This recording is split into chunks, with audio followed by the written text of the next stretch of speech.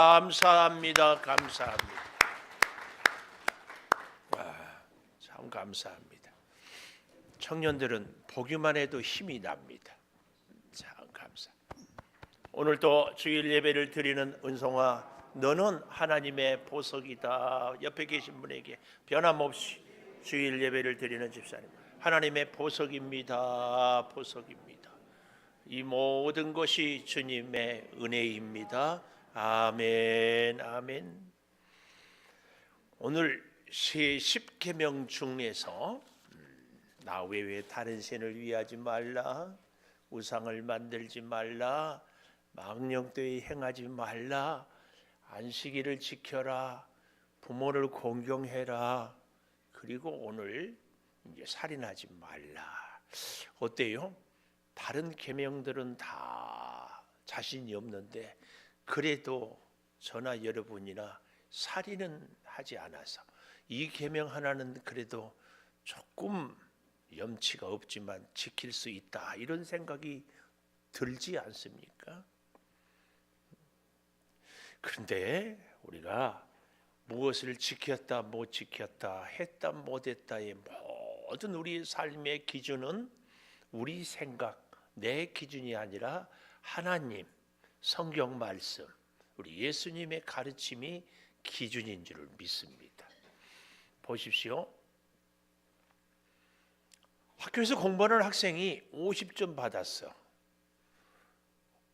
50점 받고 내가 잘했다, 뭐 그럴 수 있나요? 물론 20점 받은 학생보다는 잘했다고 하지만, 그러나 기준은 뭐예요? 100점 받아야지요. 안 그런가요? 우리의 믿음 생활도 내가 기준이 아니라 말씀이, 우리 주님이 기준인 줄을 믿습니다. 그런 면에서 주님이 살인을 하지 말라 그랬는데요, 살인이 뭐냐, 살인이 뭐냐, 이것을 얘기하기 전에 먼저 살인이 아닌 것부터 좀 말씀을 드리고 싶습니다. 살인이 아닌 것, 그 한 가지는 뭐냐면은 적어도 전쟁은 살인이 아니다. 이건 제가 하는 얘기가 아니라 성경이 하는 얘기입니다.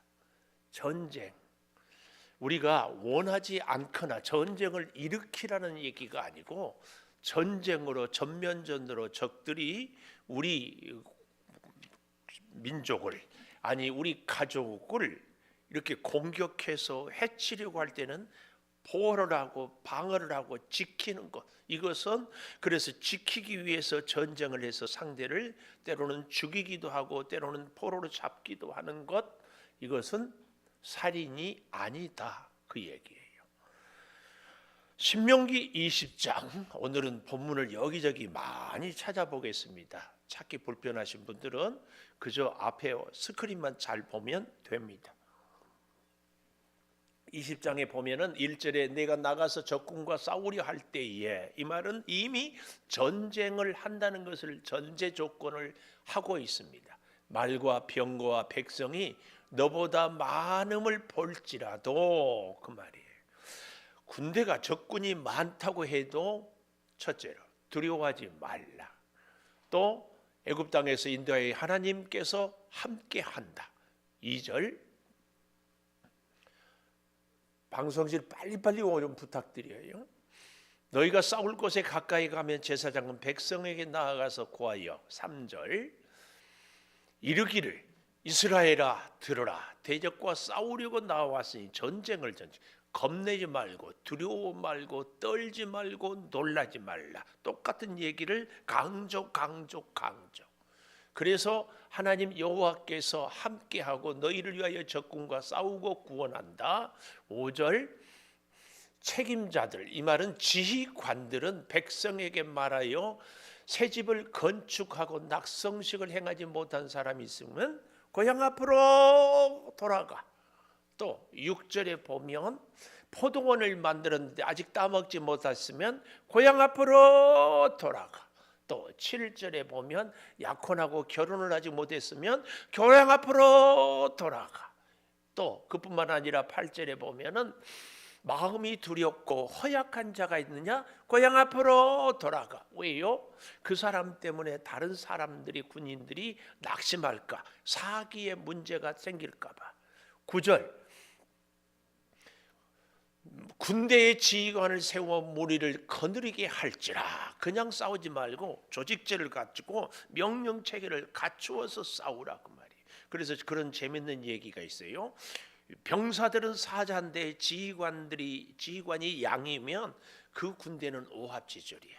근데 병사들이 양인데 지휘관이 사자면 일사불란해서 강한 군대가 된다는 그런 얘기예요. 하여튼 군대의 중요한 것은 조직, 질서, 군기를 이걸 갖추는 거예요. 10절에 보십시오.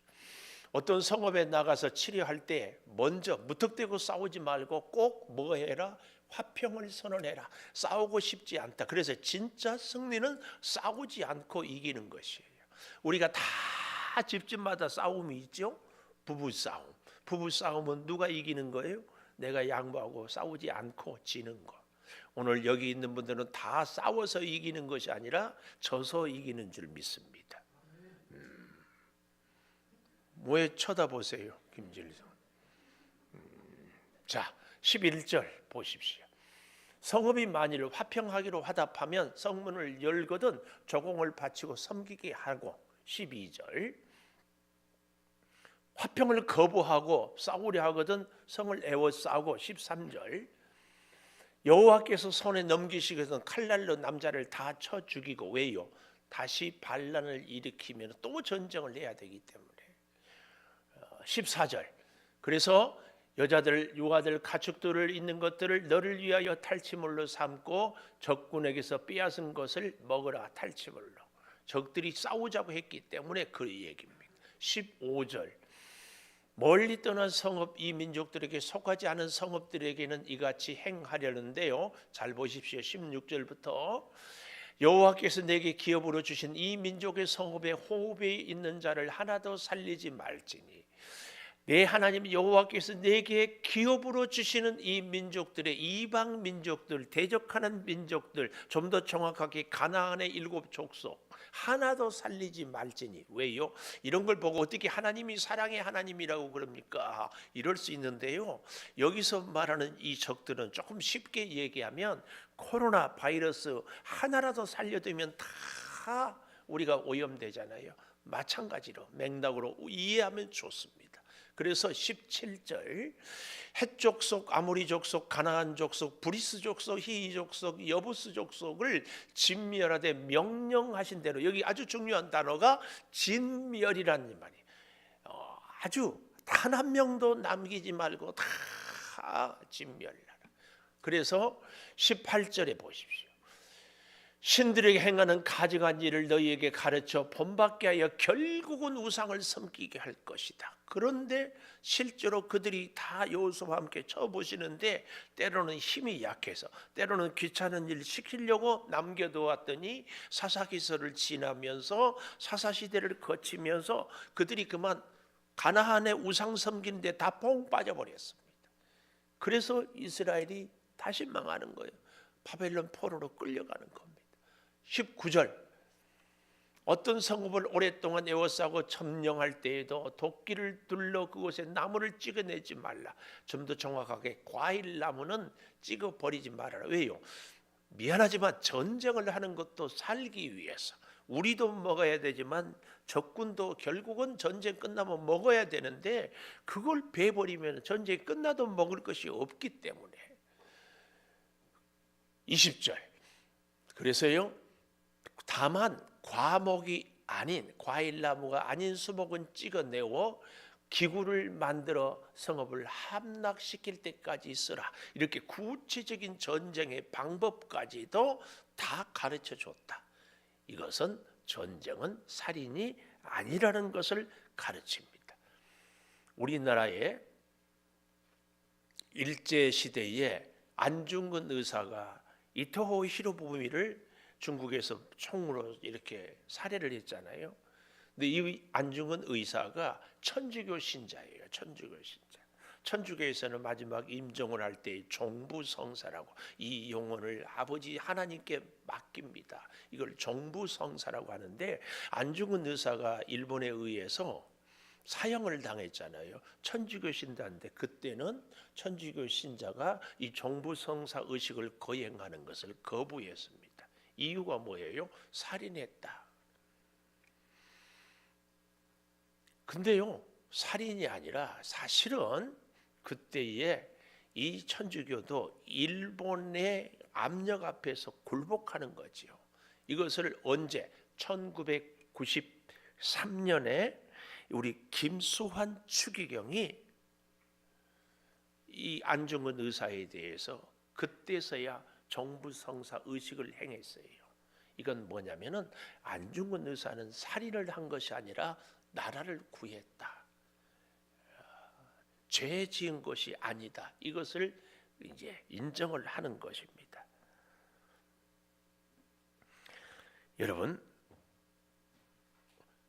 우리가 오늘날에도 참 우리 대한민국의 모두가 갖고 있는 고민 중에 하나가 뭐예요? 핵무기를 우리가 가져야 되냐 말아야 되느냐. 여러분은 어떻게 생각하세요? 핵무기를 가지면, 핵무기는 살상무기인데 우리가 평화를 사랑하는 민족이 핵무기를 가져야 되느냐? 안 된다. 그래서 우리 국민의힘인 또 민주당, 이 정치하는 사람들도 한쪽에서는 가져야 된다, 한쪽에서는 가지지 말아야 된다, 막 그러잖아요. 우리는 오늘날 잘 좀 생각을 해 봐야 합니다. 어떻게? 우리는 이 전쟁을, 지금도 우리는 아직 휴전선이잖아요. 휴전선. 잠시 전쟁을 휴전했지 전쟁 종전선언이 끝났다 얘기를 하고 있지 않은 이런 비상시국이 우리 대한민국입니다. 개중에 우리나라에 이런 교단이라고 해야 될까, 교회라고 할까, 집총 거부, 우리 청년들 집총 거부란 말 알지요? 총을 집는 것을 거부한다. 이런 사람들이 있어요. 그분들은 평화를 사랑한다고. 그런 교단이 있어요. 수혈을 거부하고 군대 가서 살인을 할 수 없다. 그래서 군대 가는 대신 감옥을 가고. 그래서 얼마 전인가는 이런 사람들을 양심범 이렇게 해가지고 오히려 인정하고 그렇고 있는데요. 여러분 잘 생각해 보십시오. 그렇게 집총을 거부하고 수혈을 거부하는 사람들은 세금을 냅니까? 안 냅니까?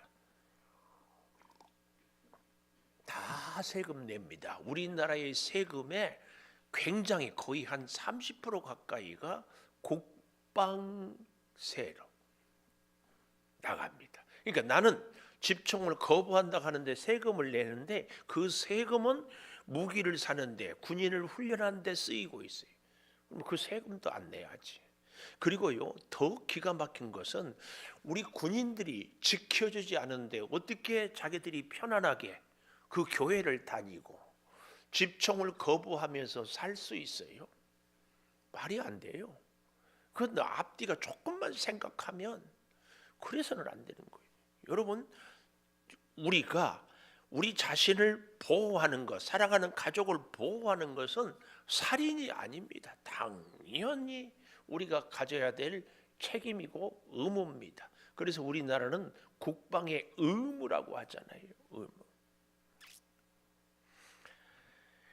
말은 그럴듯해요. 사람을 죽여서는 안 된다. 낭만이죠. 꿈 이상이죠. 현실은 아닙니다. 절대 우리 신앙은 신앙 생활이라고 그러지 신앙 사상 이거 얘기가 안 됩니다. 공산주의는요, 세계 최고의 이론과 논리예요. 같이 먹고 같이 일하고 같이 살고 이보다 더 좋은 것이 어디 있어요? 근데 그렇게 하면은 안 됩니다. 대학생들도요, 똑같이 학기 말에 A를 주자. 누가 공부합니까? 우리도요 마찬가지예요. 그래서 예수님 보면 비유를 할 때 5달란트 받은 자가 또 남겨서 10달란트가 됐잖아요. 1달란트 갖고 있는 자를 못 얻었던 자를 2달란트를 이 사람에게 주라고 그럽니다. 제 비유가 지나치다고 해도요, 한번 들어보십시오. 현실과 이상의 말도 안 되는 그 괴리 차이. 예를 들어서 우리 건강, 운동을 해야, 규칙적으로 식사를 해야, 규칙적으로 생활을 해야 건강하다. 이거 모르는 사람이 어디 있어요? 다 알아요. 우리 다 건강하고 싶지요. 근데 생각으로, 말로는 다 잘해요. 근데 그 사람이 건강하기 위해서는 실제로 시간을 정해놓고 운동을 하고, 시간을 정해놓고 식사를 하고, 몸에 해로운 것, 내 체질에 맞는 것들을 먹기도 하고 거부하기도 노력을 해야 건강합니다. 아닌가요? 머리로는 다 알고 있어요. 근데 전혀 움직이고 음식도 조절하지 않으면 건강할 수가 없어요. 또 체질에 따라서 각각 약한 부분들이 다 있어요. 그러면 그 약한 부분에 필요한 보충을 위해서 약을 먹기도 하고 절제도 해야죠. 내가 운동하고 내가 열심히 먹었기 때문에 나는 건강이 100이에요. 근데 운동하는 사람은 건강이 30이에요. 그 둘이 합쳐서 130이면은 얼마? 65점짜리 됩니까? 그럴 수는 없어요. 그런 법은 압니다. 말은 그럴듯해요. 절대로 하나님은 그렇게 얘기하지 않습니다. 그러므로 여러분 꼭 기억하십시오. 전쟁에 내가 내 사랑하는 가족을, 아니 약한 자들을 지키는 것은 어떻다? 살인이 아니다. 또 한 가지 살인이 아닌 것이 있습니다. 그것은 같은 맥락이기는 하지만 정당방위, 출애굽기 22장 2절에 보면 이렇게 말씀을 하고 있어요. 도둑이 뚫고 들어오는 것을 보고 그를 쳐 죽이면 피 흘린 죄가 없다. 나는 묻고 싶어요. 그 집청을 거부하는 그 사람들에게, 도둑놈이 당신 집에 들어와서 당신 자녀를 죽여도 나는 사람 죽일 수 없다 이러고 있을지 난 묻고 싶어요. 살인이 아닙니다. 정당방위는 살인이 아니에요. 제 얘기가 너무 재미가 없어요? 아멘이 할 수가 없는 얘기예요? 다시, 도둑이 들어오는데 도둑이 우리 집안의 물건을 훔치고 우리 식구들을 죽이려고 하는데 그를 쫓아내고 그를 죽이는 것은 죄가 아니다. 아멘. 아멘 안 하는 분들은 죽임을 대신 당하겠어요. 나는 예수님처럼 내가 죽으리라. 아니요. 강도가 와서 죽는데 내가 방어 안 하고 죽는 것은요, 그 사람 살인자 만드는 거예요. 못 죽이게 해야지. 그래야 나도 살고 그 사람도 살지. 또 한 가지, 살인이 아닌 것, 고의가 아니면 살인이 아닙니다. 고의적인 것. 방송실 여호수아서 20장 1절에서 6절까지 보면 여호수아에게 이렇게 말씀했어요. 2절에 이스라엘 자손에게 말하여 이르기를 모세를 통하여 너희에게 말한 도피성 꼭 기억하십시오. 도피성을 너희를 위해 정했는데 3절 부지 중 실수로 이 말입니다. 그러니까 예를 들어 성경에 나와 있는데 같이 나무하러 갔는데 도끼로 나무를 찍다가 그만 도끼 자루에서 날이 날아갔는데 하필이면 옆에서 나무를 찍는 사람의 머리를 도끼날이 찍어서 죽었어요. 이런 사람은 어떻게 도피성으로 피해서 살인자가 아니다. 그래서 거기서 피해 보복자를 피하게 해라. 4절 이렇게 얘기합니다. 성읍에 들어가는 문어기에 서서 성읍의 장로들의 귀에 자기 사건을 얘기해서 그 성읍을 받아들여 한 곳을 주어서 거기서 거주하게 하고 5절 피해 보복자가 따라온다 할지라도 그 살인자를 손에 내주지 말아서 미워함이 없이 부지 중에 죽은 그 이웃을 보호해라. 6절. 그런데 살인자는 회중 앞에 재판을 받기까지 대제사장이 죽기까지 성읍에 거주하다가 대제사장이 죽으면 그 다음에는 성 밖에 나가도 죽일 수 없어요. 우리로 말하면 가택연금이죠.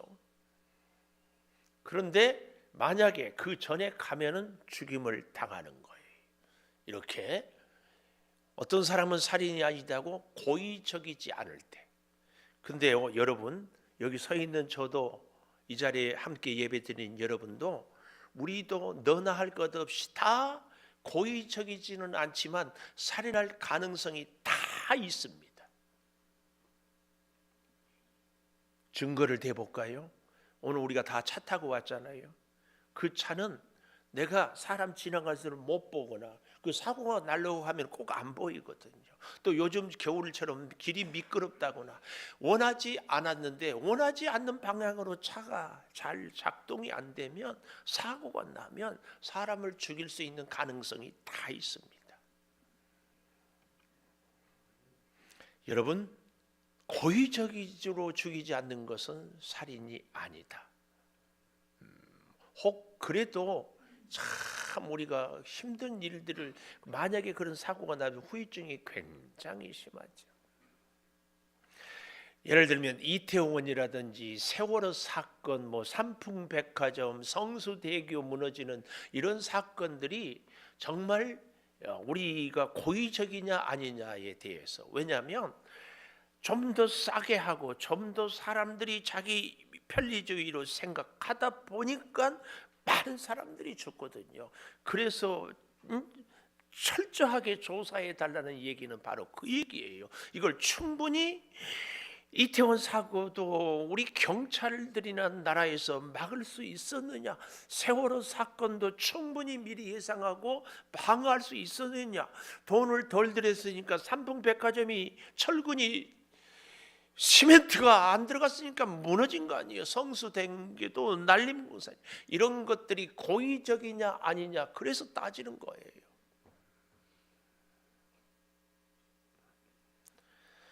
또 한 가지, 뭐가 살인은 아닌가? 법 집행은 살인이 아닙니다. 창세기 9장 6절에 보면 다른 사람의 피를 흘리면 그 사람의 피도 흘릴 것이니 이는 하나님이 자기 형상대로 사람을 지으셨기 때문에 그렇습니다. 곧 다른 사람을 죽이는 것은 하나님의 생명을 죽이는 거예요. 하나님께 도전하는 겁니다. 그래서요, 자살이 죄입니다. 내 생명도 내 것이 아니라 하나님의 것입니다. 내가 나를 태어나게 했습니까? 내가 나를 살게 했습니까? 아니에요. 하나님이에요. 우리는 전쟁도 살인이 아니라는 것, 정당 방위도 고의가 아닌 것도 법 집행도 살인이 아니라는 것. 근데 안타깝게도 우리가 얼마든지 이런 위험에 노출되어 있다는 사실. 그래서 우리는 살인자를 보고 정죄하고, 물론 아주 말도 안 되는 살인자들이 매스컴을 통해서 너무 얼마 전에도 접촉사고가 났는데 택시 기사를 자기 집으로 오게 해가지고 그렇게 죽이지를 않다. 어린 애들을 화성 연쇄 살인 사건 끔찍하죠. 그런 사람들을 우리가 정말 사랑한다는 게 어렵지요. 그러나 우리는 그런 사람들을 정죄하는 것이 아니라 그 사람을 불쌍히 여기고 그도 회개하고 하나님 믿고 그럴 수 있기를 기도할 뿐입니다. 저 인간하고 정죄해버리는 것이 아니다, 그 말이에요. 자, 그렇다면 이런 것들이 살인이 아니라면 살인은 뭐냐? 살인에는요, 직접적으로 사람을 죽이는 직접적인 살인이 있고 간접적인 살인이 있습니다. 전쟁을 일으킨 히틀러, 이런 사람들은 직접적인 살인이 있죠.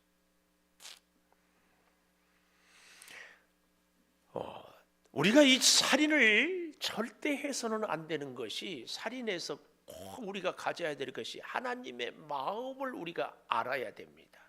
하나님의 마음. 팍스 로마라는 그런 말이 있어요. 팍스 로마나. 이 말은 무슨 말이냐면 로마가 워낙 힘이 강대하니까 그 앞에서 입적을 못해서 다 숨죽이고 있어요. 근데 팍스 로마가 세계를 제패하고 로마의 힘이, 그래서 모든 길은 로마로 통한다 할 때에 로마의 가치관은 뭐냐면은 힘이었습니다. 그래서 어린 아이가 태어난 때 여자 아이다 그러면은 싫으면은 가차없이 죽여요. 힘이기 때문에 장애로 태어나면은 압을 못 보다든지 혹은 다리가 불편하든지 그러면은 아무 힘 쓰지 못하고 사회에 오히려 여러 가지 걸림돌이니까 죽여요. 이런 시대에 예수 믿는 우리 크리스찬들이 그 여자아이를 죽이려고 할 때 죽이지 마세요. 우리가 키울게요. 키웁니다. 장애, 앞을 못 보는 사람들을 죽이려고 할 때 아니에요. 우리가 돌볼게요. 이 사랑이 그 로마 제국을 313년에 콘스탄티누스 대제가 기독교를 믿어도 좋다 공인을 하고 393년에 데오도시 황제가 기독교를 국교로 삼는 겁니다. 여러분, 이 직접적인 살인, 고의적인 살인, 성경 우리가 좀 볼까요? 민수기 35장 20절에서 21절까지 보면은 미워하는 까닭에 밀쳐 죽이거나 엿보아 무엇을 던져 죽이거나 21절에 보면은 아기를 가지고 손으로 쳐 죽이면 그 친자는 반드시 죽일 것이니 살인하였음이라. 피를 보복하는 자는 살인자를 만나면 죽일 것이라. 고의적인. 35장 30절에도 가보십시오. 사람을 죽인 모든 자, 살인한 자는 증인들의 말을 따라서 죽일 것이라. 한 증인의 증거만 따라서 죽이지 말고 증인 두 사람. 35장 민수기 35장 26절에 보십시다. 그러나 살인자가 어느 때든지 그 피하였던 도피성 지경 밖으로 나가면 27절 피를 보복하는 자가 지경 밖에서 살인자를 만나 죽여도 피 흘린 죄가 없나니 28절 살인자가 대제사장이 죽기까지 도피성에 머물러야 할 것인데 죽은 후에는 자유하는데 그 전에 나갔으면 그 책임은 자기가 지는 것입니다. 네, 이런 것이 직접적인 살인이라면 간접 살인이 있습니다. 내가 직접 손대지 않았지만 죽이는 것. 그렇다고 해가지고 히틀러 같은 경우가 간접 살인입니다. 아닙니다. 그는 직접. 히틀러 밑에서 유명한 살인자 아이만이라는 사람인데 잡아놔가지고 신문을 하는데 양심의 가책이 전혀, 괴로움이 전혀 없어요. 너는 왜 이렇게 그렇게 많은 사람을 죽이라고 명령 내리고 죽여놓고도 이렇게 양심의 가책이 없냐 그랬더니 딱 하는 말이에요. 나는 시킨 대로만 했을 것입니다. 이 말도 안 되는 얘기입니다. 자, 간접 살인에 대해서요. 열왕기상 21장 19절. 열왕기상 21장 19절에 보면 너는 그에게 말하여 이르기를 여호와의 말씀이 네가 죽이고 또 빼앗았느냐고 하셨다 하고 그에게 이르기를 여호와의 말씀이 개들이 나봇의 피를 핥은 곳에 개들이 내 피 곧 내 몸의 피도 핥으리라. 여기서 너는 아합이라는 왕입니다. 아합이요, 자기 궁전 앞에 나봇의 포도밭이 있는데 너무 가까운데 좋았는 모양이에요. 그래서 자기 채소밭, 자기 정원을 만들고 싶은데 나봇이 포도밭을 팔라고 다른 곳에 대토를 해주든지 돈을 많이 주겠다 해도 거절을 했습니다. 왜냐하면 이스라엘 백성들은 여호수아를 통하여서 가나안 땅에 12지파로 분배했고 그곳을 팔 수 없어요. 희년 제도가 있어서 50년이 지나면 아무리 팔아서 다시 원래 지파로 돌아와요. 그래서 팔 수 없어요. 그래서 나는 하나님이 거절해서 팔 수 없다. 하나님이 금했다. 그랬더니 집에 들어가서 기분이 나빠가지고 이불을 뒤집어 쓰고 밥도 안 먹고 있으니까 그 유명한 악한 여자 이세벨이 걱정하지 말라고 거짓 증인들을 둘을 세워서 이 나봇을 돌로 쳐 죽이고 자기 남편 아합에게 어떻게 해요? 포도밭을 주는 겁니다. 오늘 그 배경에서 네가 죽였다. 네가 직접 안 죽였고 네 아내가 있고 사람들이 돌로 죽였지만 네가 죽였다. 그 얘기입니다. 이것도 뭐다? 살인이다. 살인. 이것도 살인이다. 그래서 저와 여러분은요, 오늘 마태복음 5장 21절 22절을 중심으로 시간이 많이 갔어도 정말 우리가 좀 오늘 기억해야 됩니다. 옛사람에게 말한 바 살인하지 말라. 누구든지 살인하면 심판을 받게 되리라 하였다는 것을 너희가 들었으나 22절 나는 너희에게 이르노니 형제에게 노하는 자, 화내는 자, 분노하는 자 심판을 받게 되고 형제를 대하여 나가라. 이거 욕이에요. 욕.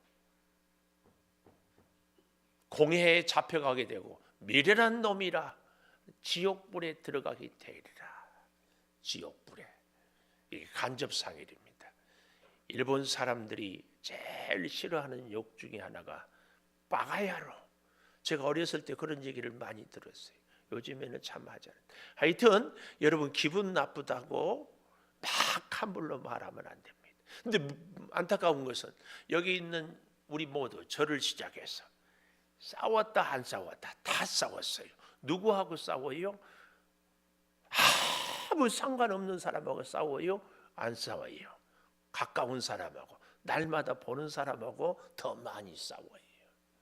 그럴 때 싸울 때 존칭어를 쓰면서 어머 화나셨어요? 이러는 사람이 어디 있어? 아이고 조원수 그러죠. 오늘 여기 22절 잘 기억해야 됩니다.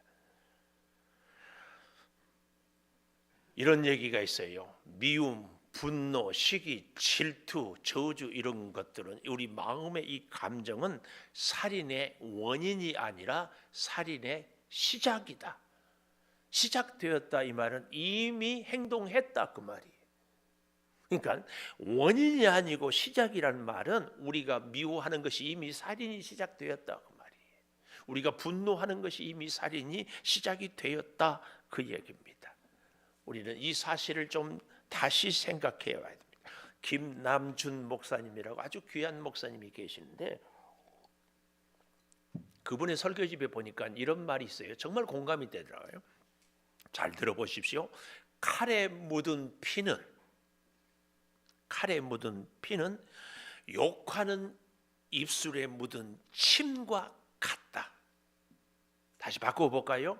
우리가 입술로 막 욕하잖아요. 욕하는 사람의 입에 묻은 침은 사람을 죽인 사람의 칼에 묻은 피와 같은 말이다.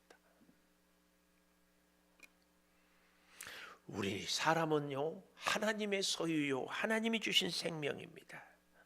창세기 4장에서 가인이 아벨을 죽이잖아요. 그때 하나님이 가인에게 아벨이 어디 있느냐? 아벨의 핏소리가 내게 들린다.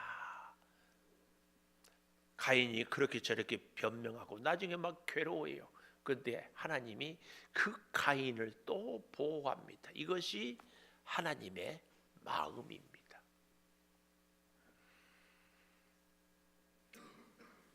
가인이 의도적으로 아벨을 죽였어요. 그러나 우리가 보면은 고의적인 살인자는 죽여야 함에도 불구하고 하나님의 마음은 그 아들. 그러니까 이런 경우죠. 우리가 자녀가 있는데 형이 동생을 죽였어요. 고의적으로. 그러면 세상 법은 당연히 사형을 형도 시켜야지. 근데 부모는 그러다 보면 아들을 둘을 다 잃으니까 이 아들만이라도 살려달라고. 이런 하나님의 마음을 아는 것이 우리가 이 살인에 대한 것을 공부하는 참 중요한 기준입니다. 여러분 요한일서 3장 15절에 보면 형제를 미워하는 자마다 살인하는 자니 살인하는 자마다 영생이 없다. 이렇게 말씀하고 있습니다. 창세기 49장 5절에 보면은 야곱이 마지막 임종하면서 12아들을 축복하고 유언을 하는데요. 49장 5절에 시므온과 레이는 그의 여동생 다말을 동하였기 때문에 그만 살인을 했잖아요. 세겜 족속을. 그럴 때에 어떻게 해요? 너희들은 폭력의 도구다. 폭력의 도구다. 이렇게까지 그 분노대로 사람을 죽여서는 안 되는 거예요. 근데요, 자, 좀 더 생각해 보십시다. 이렇게 간접살인도 살인인데, 간접살인은 다른 말로 마음의 살인, 이런 표현을 좀 써보고 싶어요. 손으로는 직접 죽이지 않았지만 내 마음으로 사람을 죽이는 것. 그게 뭐예요? 저주. 안 좋은 일이 은근히 저 사람에게 일어나기를 바라는 것. 안 좋은 일이 일어나면 쌤통이다. 아주 고소한 희열을 느끼고 올게 왔구만, 내 그럴 줄 알았지. 아주 고소히 하는 것. 이게 살인이라는 얘기예요. 주로 어떤 사람? 내 마음에 안 드는 사람. 그런가 하면은 시기. 그 사람이 잘 되는 것을 못 참는 것. 그 사람이 칭찬 듣는 것도 못 보는 것. 인정 못하는 것. 그런가 하면은 중상모략이 있죠. 앞에서는 아예에, 뒤에서는 온갖 험담을 다 해가지고. 제가 우리 교회에 와서 있는데 하여튼 이런저런 들을 통해서 많은 주변의 교회 목사님들이 참 문제가 많은 것처럼 들었는데 실제로 오고 가고 교제해 보니까 그렇지도 않다. 여러분, 내 기준으로 저 사람이 문제지만 객관적으로 볼 때는 나한테 문제 있는지 잘 봐야 돼요. 부부가 싸웠는데 항상 남편 탓만 하는데 사실은 그 부인의 문제일 수도 많다. 물론 완벽한 사람이 어디 있겠습니까? 또 한 가지, 증오가 증오. 복수할 기회를 찬 이런 거예요. 근데 저는 오늘 여러분과 이 간접살인, 우리의 마음으로 이미 미워하는, 시기하는 이 증오가 살인의 원인이 아니라 시작이라는 이 말 앞에서요, 또 한 가지 꼭 여러분과 함께 생각하고 싶은 것이 있는데, 그것이 뭐냐면은 방관자 알지요? 방관해버려요. 죽든지 말든지. 2016년 8월에요. SBS에서 이런 기사가 났어요. 대전에서 택시를 타고 인천공항까지, 얼마나 급했으면 대전에서 택시를 타고 왔겠습니까? 근데 그 택시 기사가 그만 심장마비를 일으켰어요. 이분은 비행기 타고 갔어. 다 이제 자기 뭐 골프채 들고 이렇게 갔다가 왔는데 법정에 소환이 돼서 재판을 했어요. 판사가 이 사람을 죄를 주려고 하는데 죄를 줄 만한 근거가 없어서 무죄 선언을 했어요.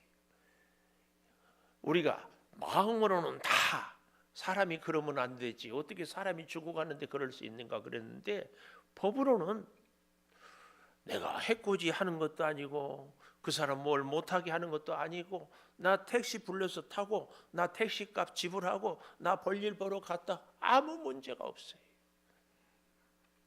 근데 우리의 양심의 법은 사람이 그러면 안 되지, 다 그래요.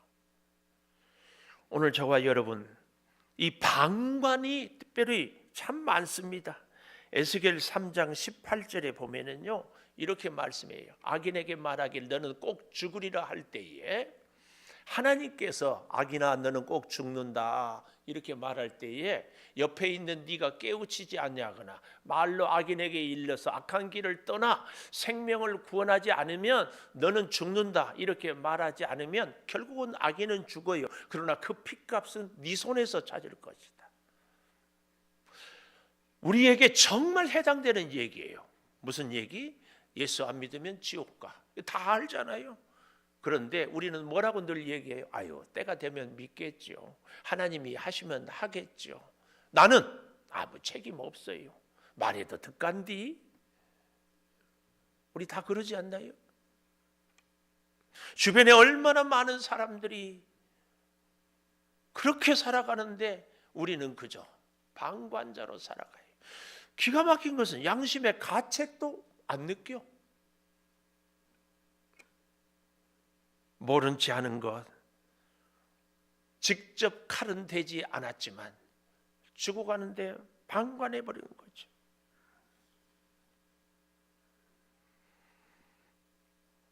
살인하지 말라. 나치 히틀러가 이스라엘 유대인들을 600만 명을 죽이는데요, 처음에 100명 죽일 때 이야 100명을 죽였다, 1000명 죽일 때 세상엔 1000명, 10,000명을 죽였대. 10만 명, 100만 명, 나중에는요 200만 죽이나 300만 죽이나 500, 600 죽이나 다 무감각해, 전 세계가. 근데 문제는 600만 플러스 1명, 그 1명이 내 자신이거나 내 사랑하는 가족이면 전혀 달라져요. 근데 그 1명이 바로 언제든지 우리 자신이 될 수 있어요. 방관하는 것. 제노비스 신드롬이라는 이런 말이 있는데요, 이건 뭐냐면 목격자가 많으면 책임감을 덜 느껴. 근데 아무도 없는데 나 혼자만 그 위기를, 그 사람이 지금 뭐 심장마비 혹은 발작을 뭐 일으키고 있다, 그러면은요 적극적으로 돌본다는. 근데 사람들이 많이 보고 있으면 나 아니어도 누군가 하겠지, 나만 무슨 책임이 있나, 이런 생각들이 많다는 거예요. 여러분, 그러면 이 살인을 간접 살인이든 직접 살인이든 극복할 방법이 뭐냐? 첫째로 마음의 죄를 고백하는 거예요. 아, 나도 얼마든지 살인할 수 있다. 아니, 지금까지 살인한 적이 있었다. 방관해서, 미워해서, 증오해서, 저주해서 내가 살인했다, 이것을 인정. 또 앞으로도 얼마든지 그렇게 간접 살인을 할 수밖에 없는 존재다. 그렇기 때문에 우리가 이 간접 살인을 하지 않을 길은 첫째로 죄인인 것을 인정하는 것과 두 번째로 화목을 유지해라. 제가 여러분께 굉장히 많이 강조하는 말씀 중에 하나가 믿음은 관계입니다. 얘기를 정말 많이 합니다. 꼭 기억하십시오. 믿음은 관계입니다. 하나님과 나와의 관계가 좋은 사람은 믿음이 좋은 사람입니다.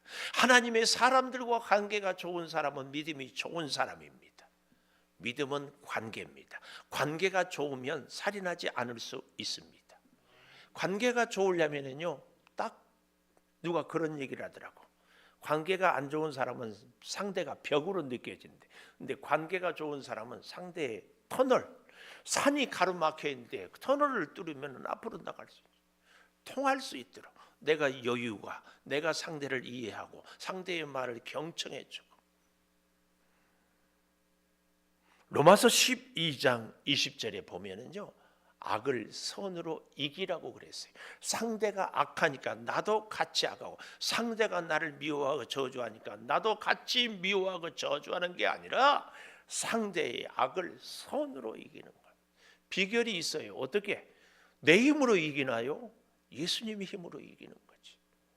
내가 사는 것이, 우리가 다 고백하잖아요. 하나님의 은혜입니다. 하나님이 나를 지켜주셨습니다. 그러면 하나님이 왜 나를 은혜를 주시고 왜 하나님이 나를 지켜주셨어요? 그 사람 살리라고. 그래서 지사님은 변함없는 하나님의 사람입니다. 격려 한마디가 그 사람을 살리는 거예요. 우리는 예배 때마다 격려함으로 훈련을 하는 거예요. 그래서 우리의 직장, 가정, 사회생활 속에서 만나는 사람을 살리는 것이 뭐예요? 격려하는 거예요. 마귀는 우리를 증오하게 하고 시기하게 하고 모함하게 합니다. 우리 주님은 우리를 용서하고 사랑하게 합니다. 하나님의 사랑을 묵상해야 됩니다. 카타콤에 이런 글귀가 그렇게 사자굴이 되고, 아니 사자의 밥이 되고 죽어가는 초기 기독교인들이 그 카타콤에다가 새겨놓은 이런 글이 있습니다. 누구든지 나를 저주하십시오. 나는 더욱 당신을 사랑할 것입니다. 누구든지 나에게 침을 뱉어 보십시오. 사랑의 숨결을 품어낼 것입니다. 누구든지 나를 구타하십시오. 신음소리라도 사랑을 고백하겠습니다. 누구든지 나를 칼로 찌르십시오. 나는 사랑한다고 절규할 것입니다. 누구든지 짐승의 먹이로 나를 던지십시오. 나는 사랑의 제물이 되겠습니다. 누구든지 나를 불태우십시오. 사랑의 열기로 증오의 가슴을 녹이겠습니다. 사랑할 때 비로소 우리는 용서를 알고 하나님을 알고 이웃을 이해할 수 있고 참으로 주님을 닮아갑니다. 사랑을 알고 사랑을 행하는 사람만이 하나님의 사랑을 받을 수 있고 이해할 수 있고 살아갈 수 있습니다. 우리 497장 찬송하면서 예물을 드리겠습니다. 497장.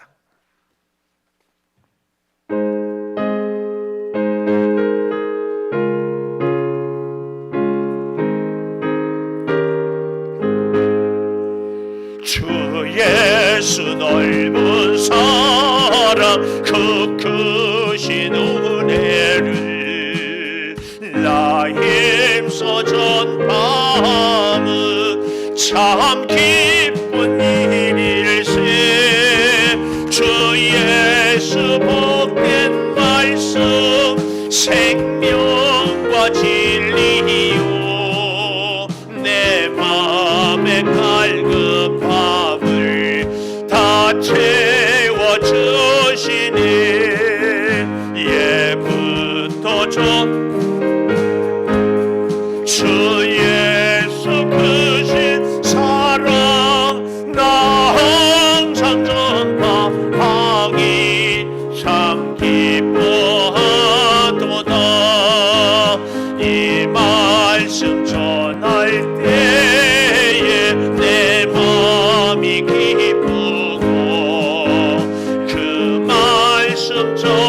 전할수록 새 기쁨 넘치네.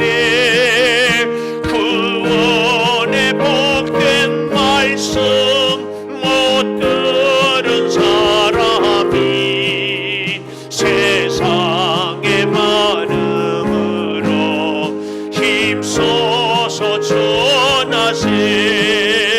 예부터 전한 말씀 주 예수 크신 사랑 나 항상 전파하기 참 기뻐하도다. 이 말씀 듣는 사람 또 듣기고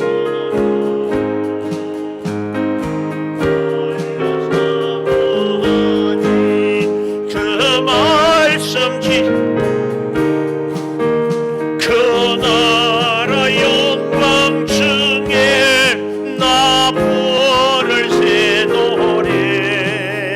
예부터 좋아하던 이 말씀뿐일세. 예부터 전한 말씀 주 예수 크신 사랑 나 항상 전파하기 참 기뻐하도다. 11제물 양지원 청년, 양동현 청년, 노덕봉 장로님, 권용주 집사님, 박윤옥 집사님, 김미경 권사님, 감사의물 김진일 성도 송대성 청년, 자녀 서원의물 이선화 권사님, 범사감사 서순자 집사님 익명으로, 조선진 집사님, 오정자 권사님, 정재광 김순자 집사님 익명으로, 주님 은혜에 감사합니다. 유동철 고정혜 집사님, 김현호 한영미 집사님, 김건우 김선우 청년, 이민지 성도 한정미 집사님, 김준 전도사님, 김주은 사모님, 전우인 최설민 성도, 서민준 청년, 전병진 집사님, 이미숙 장로님, 김영년 집사님, 선교예물 김현선 집사님, 주님 영접을 위해 기도합니다. 유승화, 최완, 최유하. 1,000번째 이은자 권사님, 비전의물 이승훈 오석자 집사님, 자녀 서운의물 정미 집사님, 비전의물 서강희 어린이, 김희안, 김이든 어린이 드렸습니다. 기도하겠습니다. 하나님, 살인하지 말라. 내가 직접적인 살인을 하지 않아서 나는 살인자가 아니라고 생각했습니다.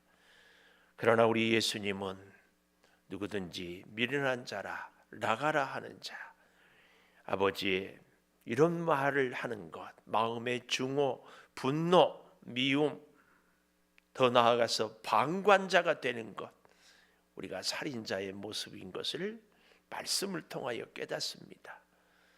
주님, 어찌 내가 잘나서 이 땅을 지금까지 살아왔겠습니까? 하나님의 은혜로 귀하고 좋은 사람들을 만나서 함께 어울려서 살아가는 것이 하나님의 큰 뜻이 있는 줄을 다시 깨닫습니다.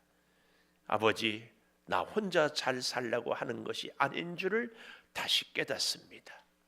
방관자가 되지 않게 하여 주시고 우리의 입술의 말들이 칼에 묻힌 피 같은 침이 되지 않게 하여 주셔서 내 한마디 말이 낙심한 사람을 살리고 상한 심령을 위로하고 새 힘을 줄 수 있게 하여 주시옵소서. 아버지 하나님, 사랑하는 성도들이 이 땅을 살아가면서 뜻하지 않게 마음이 아프고 상하고 상처를 받거든 주여 치료하여 주시고 용기를 허락하여 주시고 변함없이 사랑하는 사랑으로 힘을 얻게 하여 주시옵소서. 하나님, 소득을 주셔서 열의 하나를 구별하여 드립니다. 이것이 어찌 내 노력만이겠습니까? 주의 사랑이요 은혜요 돌보심을 고백하오니 받으시고 이 예물을 드리기까지 수고하고 애쓰는 우리 귀한 성도들의 그 수고를 주님이 만배로 갚아주시며 주님께로부터 받았음을 고백하는 그 믿음을 귀하게 여겨 주시옵소서. 아버지, 하나님과의 바른 관계, 하나님의 사람들과의 바른 관계를 통하여 더욱 풍성한 은혜를 누리게 하여 주시옵소서. 자녀를 위하여 성원하며 감사합니다. 범사에 감사합니다. 주님, 사랑하는 식구 자녀들이 꼭 주님을 영접하기를 소망합니다. 선교를 위해서 1,000번째의 소원을 담았습니다. 어린 아이들의 이름으로 비전을 품고 이 예물을 드립니다. 주님, 이 모든 예물을 기쁨으로 받아주시고 성도들의 소원을, 삶을, 가정을, 사업장을, 직장을 지켜주시되 특별히 몸이 불편합니다. 주님, 암세포로 고통받고 있는 성도들을 치료하여 주시고 혈압으로 당뇨로 힘들어합니다. 심장이 약합니다. 주여, 코로나의 후유증으로 힘듭니다. 우리 온 교우들 육체의 연약함을 강건하게 지켜주시되 특별히 영적으로 믿음으로 강건케 하여 주시옵소서.